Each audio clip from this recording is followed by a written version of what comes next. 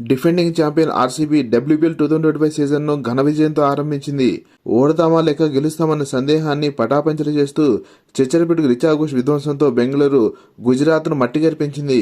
ఈ సీజన్ మొదటి మ్యాచ్లో బెంగళూరు మరియు గుజరాత్ జట్లు తలపడ్డాయి. టాస్ ఓడి మొదట బ్యాటింగ్ వచ్చిన గుజరాత్ జట్టు యొక్క ఓపెనర్ బెత్ మూని 56 పరుగుల కీలక హాఫ్ సెంచరీ సాధించి మంచి పునాది వేసింది. ఆర్సీబీ కెప్టెన్ స్మృతి మందన చేసిన బౌలింగ్ మార్పులతో అంత వేగంగా పరుగులు రాబట్టలేని గుజరాత్ను కొత్త captain ఆస్లే gardener ఆదుకుంది.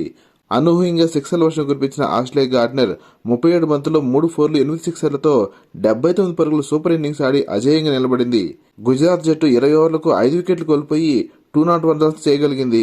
RCB bowler Renuka Singh 2 వికెట్లు పడగొట్టి రాణించింది. 202 పరుగుల టార్గెట్ తో బరిలో దిగిన ఆర్సీబీకి ఆరంభంలోనే ఎదురుదెబ్బ తగిలింది.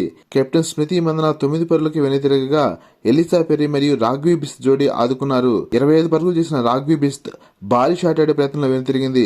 గుజరాత్ ఫీల్డర్ల ఫీల్డింగ్ తప్పిదాలను ఉపయోగించుకుని దూకుడుగాడిన ఎలిసా పెర్రీ 34 బంతుల్లో 57 పరుగులు రాబట్టి పెవలిన్ చేరింది. అయితే 42 బంతుల్లో 89 పరుగులు చేయాల్సిన ఆర్సీబీ తీవ్ర ఒత్తిడిలో ఉన్న వేళ వికెట్ కీపర్ రిచా ఘోష్ ప్రత్యర్థి బౌలర్లను బెంబేలెత్తించింది.